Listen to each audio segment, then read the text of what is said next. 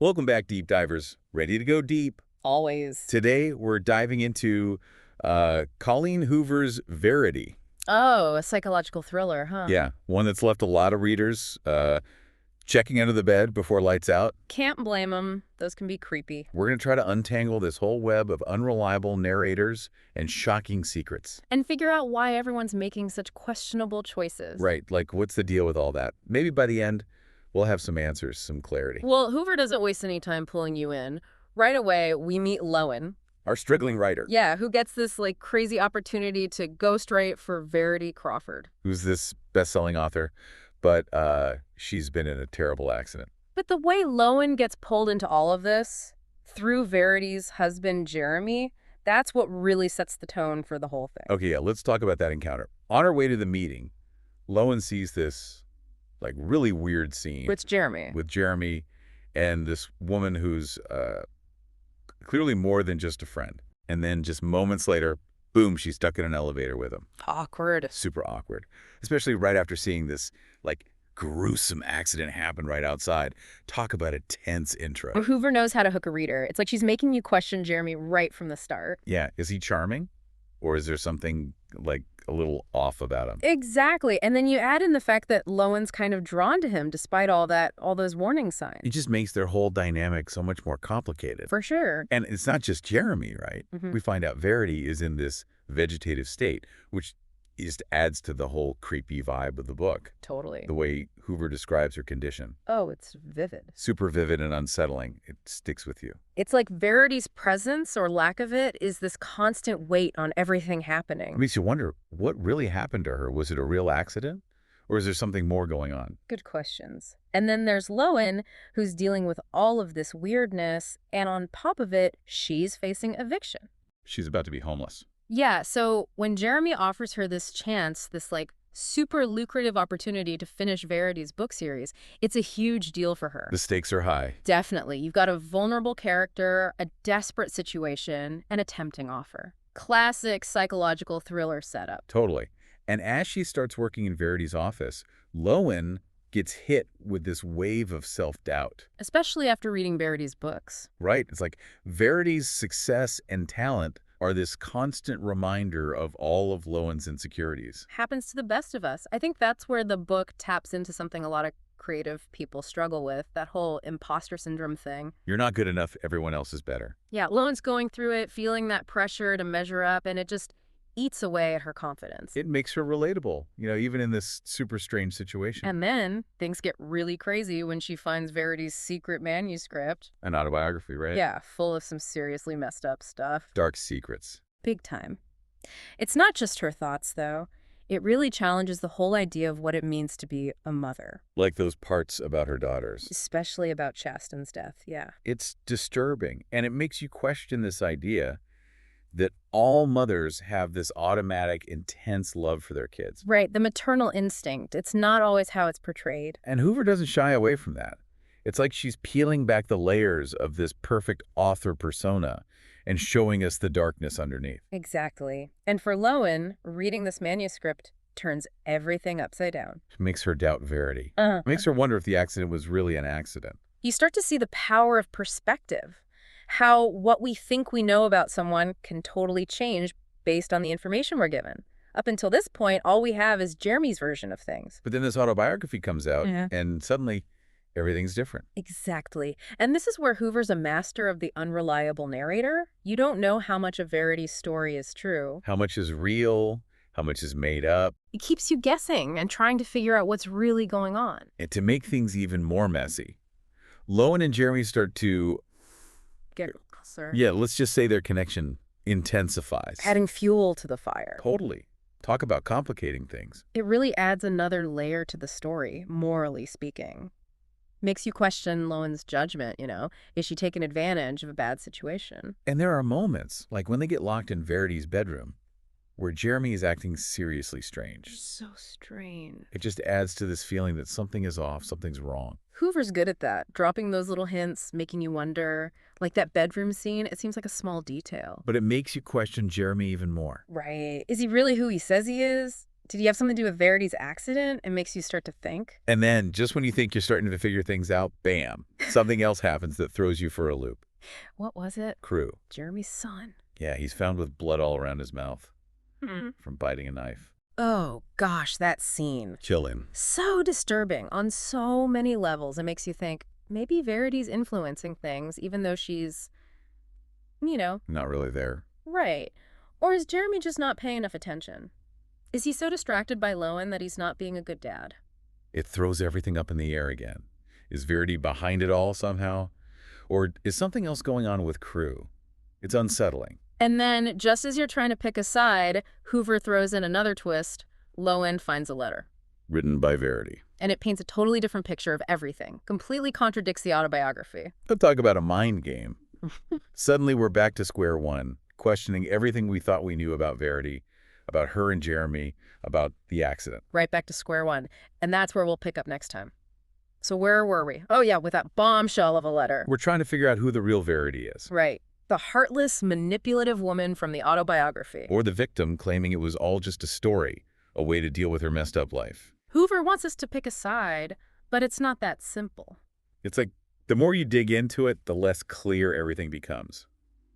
In the letter, Verity makes herself out to be this victim, Burdened by fame, struggling to be a mom. even hinting that things with Jeremy weren't so great, maybe even abusive, Yeah, that's where the book starts messing with your view of Jeremy, too. if you believe the letter. It makes you see him in a whole new light. Maybe he's not so innocent after all. Exactly. And then you think about how fast he seems to move on with Lowen. Yeah, kind of suspicious, right? A little bit, yeah. But then again, we're seeing things from Lowen's point of view. Maybe she's not the best judge. She's got her own feelings for Jeremy. Maybe that's clouding things. For sure.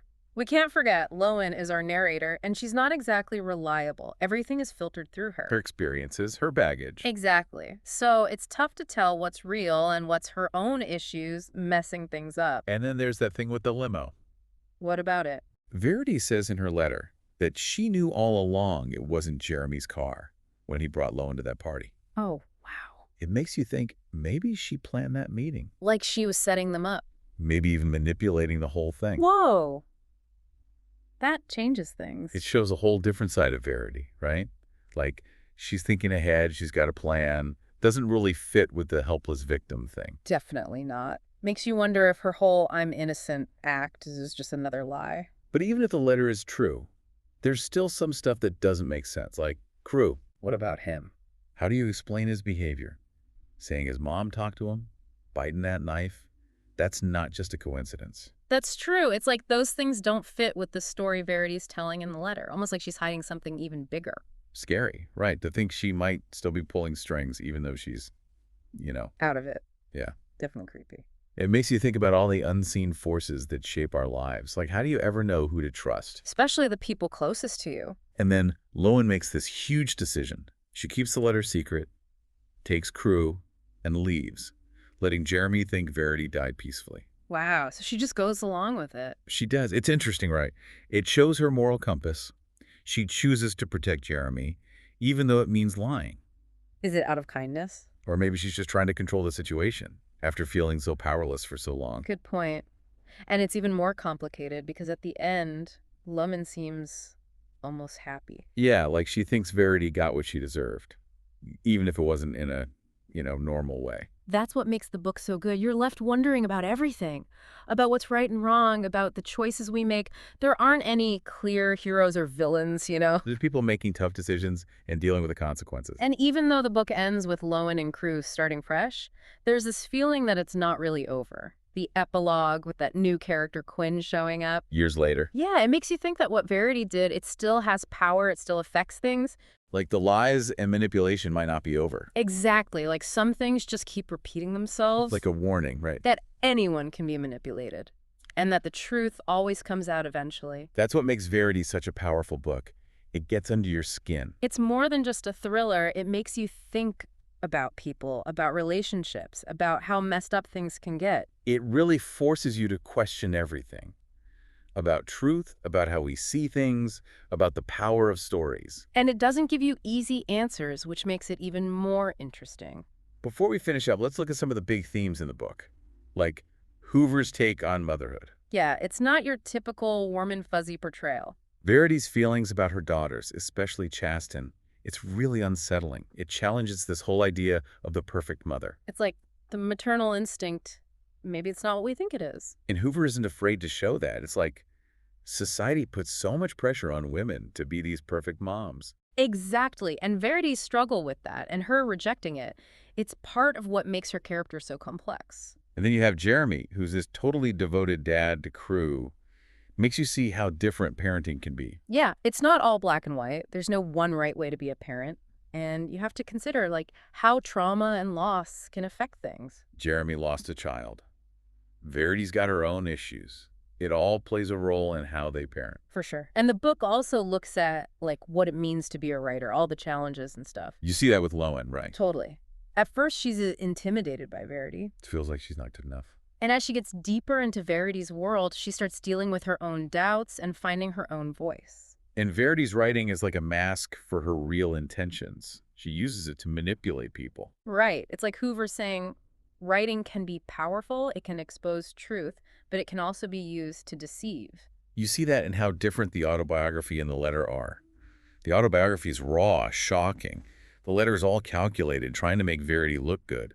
Yeah, it shows how words can shape how we see things, how they can be used to trick us. And then there's the whole unreliable narrator thing. It's like Hoover's reminding us constantly that we only know what Lowen tells us. And she's got her own baggage, her own biases. Which makes you doubt everything. You never really know what's going on, who to believe. It's what makes the book so gripping. You're constantly trying to figure it out. Totally. Even though you don't get all the answers, the book really gets you thinking. About psychology, relationships, how trauma affects us. It sticks with you. That's what I love about Verity. It's got everything. Suspense, romance, it makes you think. And it keeps you on the edge of your seat the whole time. It really does. Hoover is so good at building that tension, making you feel uneasy, without having to resort to, like, graphic stuff or jump scares. Right. It's all about the little things. The way she uses language and imagery, it gets under your skin. And even though we don't get all the answers, I kind of like that. It makes you think, doesn't it? You come up with your own theories. You think about the characters long after you finish the book. It's not just handed to you. Exactly. You have to work for it. Yeah. So, thinking about Verity, I keep coming back to this question. What if Verity had lived? Like, what if she'd woken up and could explain everything herself? What would she say? Oh, that's a good one. Would she stick with the victim's story from her letter? Or would she admit to being the mastermind, the one controlling everything?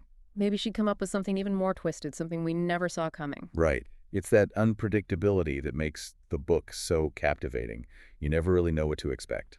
It reminds us that people are complicated. We all have secrets, even the people closest to us. We may never really know what's going on in someone else's head. Verity is a wild ride, that's for sure. If you want a book that'll mess with your mind and keep you guessing, this is it. Just maybe keep a nightlight on.